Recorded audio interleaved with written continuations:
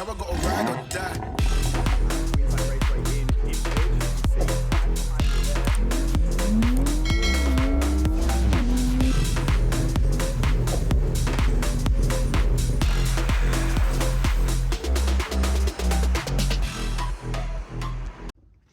All right guys, what's happening? Today I'm going to show you how to use this pipe flaring toolkit. All right, and you can use this pipe flaring toolkit and the instructions I give you to make up your own brake lines, okay? Or if you are making hard fuel lines for your car to go from the tank all the way to the front of the car, or even just in the engine bay if you want to do that, you can use the same method here. There's a few things you're going to need, and that's obviously a pipe flaring toolkit, and you're going to need the hard pipe as well, and you're going to actually need some connectors to connect it to as well. Now, it's very easy to use this pipe flaring toolkit. You may need to have a couple of practices to get it working right, but this is the best way that I found out how to use it. So inside your pipe flaring toolkit, guys, you're going to get some dies, okay, and in accordance with the size of the pipe, and you can see, don't know if you can see that there, it's got like half on it, so that's for a 1/2 inch pipe.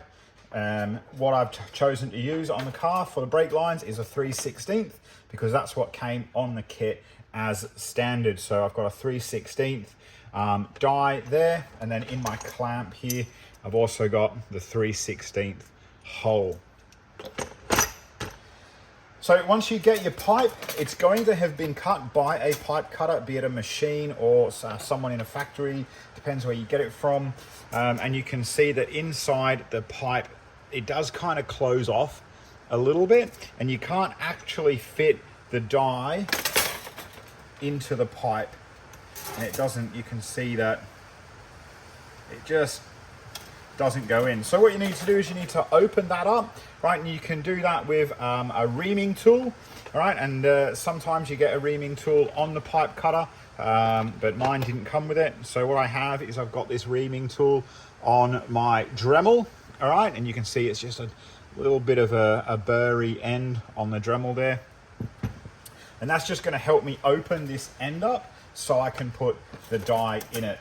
So I would do this in the vise the same way that I'm doing it now before I put the line on the car, because I'm going to measure it, and then I'm going to put it on the car, measure it, make sure that everything is where it needs to be, and then I'm going to cut it and, you know, do my attachments and all that kind of stuff. So see, my pipe is in there. Got my Dremel, and I'm just going to lightly Dremel out this hole.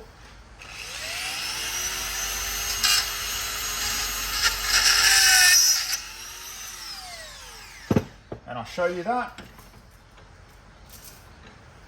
That's literally all it takes, just that tiny little bit, and you can see it's already opened up heaps, which is perfect.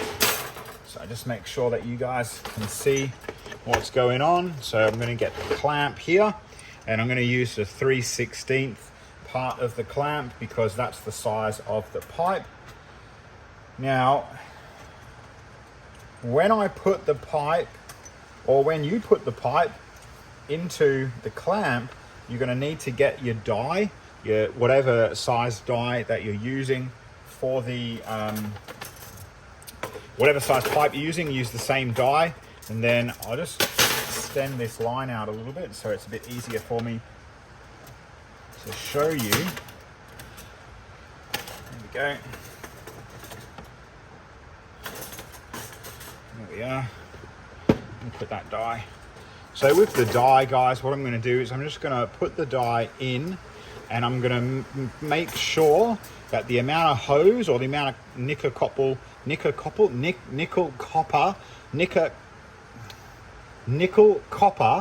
pipe, right? That's a tough one. So the amount of I can't even say NICOP, right? They just call it NICOP, all right? So the amount of NICOP hose that I've got through, I'm just going to make sure that there's the same amount as the length of the die. Okay, so I'll just do that and then show you guys.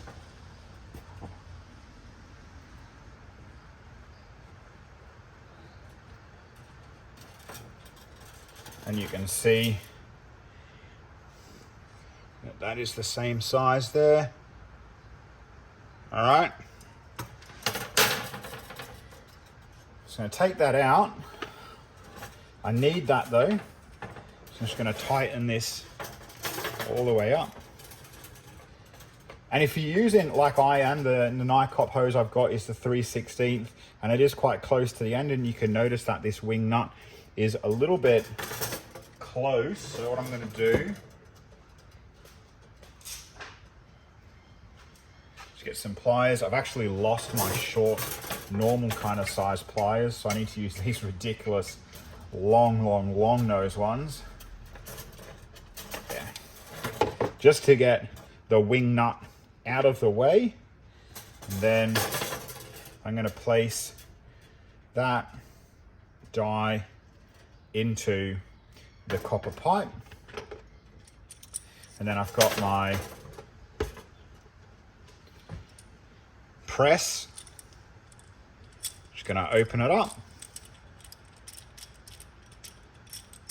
One thing you want to make sure that you do, guys, that I didn't say, but I have done, is I've already put on the connector that I need, okay? Because once you've got the flare on, you're not going to be able to get this on, all right? So you need to make sure that's on. So, die into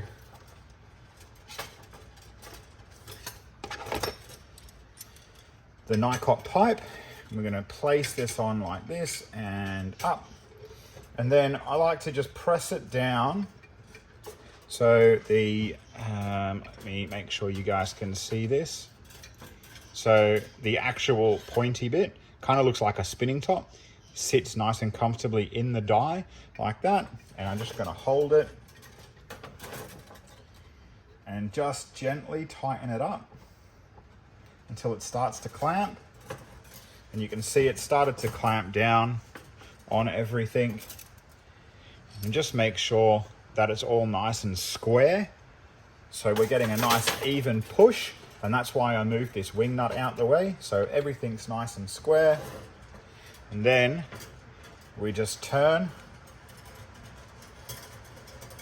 and drive it all the way home until the die is flush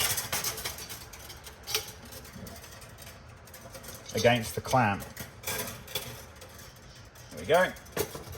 And then undo that. Take the die out.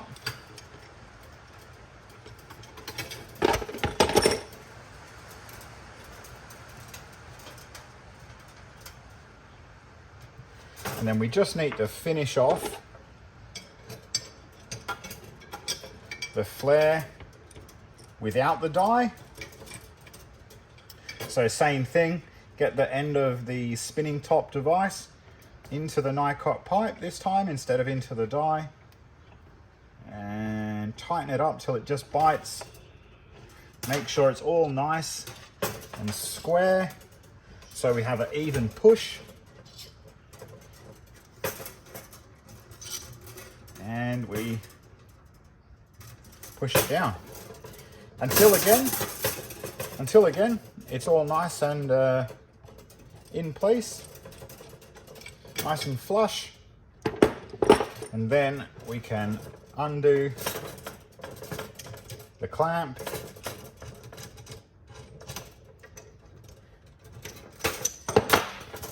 and inspect the flare. And that's not too bad. That's pretty good. I'm happy with that. So we've got the flare on the pipe. And you can see that it's nice and even. Doesn't look like it because of the shadow, but it is nice and even all the way around. And it fits nicely in the end of the screw top. And you've got these that are obviously, these are on your flexi lines on the end of the brake caliper. And then that's on the flexi line. And you just screw these together and that seals your brake line so you don't get any leaks. Make sure that you do nip it up nice and tight though, all right? And do inspect it before you start driving anywhere for any leaks. But I would hazard a guess that you won't be able to bleed the brake system properly if you do have any leaks. Now, in order to cut the pipe, I'm going to show you how that works. Got your pipe cutter. Super easy. And you can see you've got 2 rollers there and then the cutting wheel. And all we're going to do is place the pipe in the 2 rollers and then close up the cutting wheel. And I'll show you guys this. Screw up the cutting wheel nice and tight.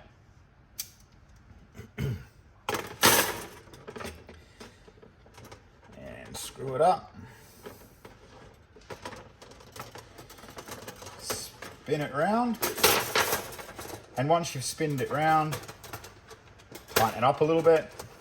Spin it round. Tighten it up a little bit. Spin it round. Tighten it up. Because when you're spinning it, it's cutting the pipe like such. So you need to keep tightening it, and you get a nice clean cut like that. If you need to make a flare on this end, which you're obviously going to need to, then you'd remount this end and you'd go ahead and make your flare again with your pipe flaring toolkit.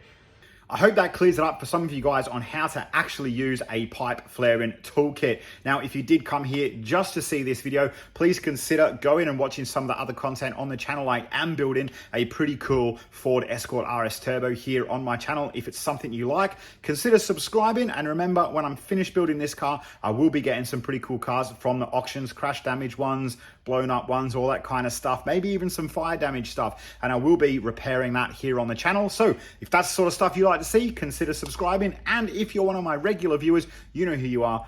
I know who you are. Thank you so much for being here. Massively appreciate it. And I'll catch you guys on the next video.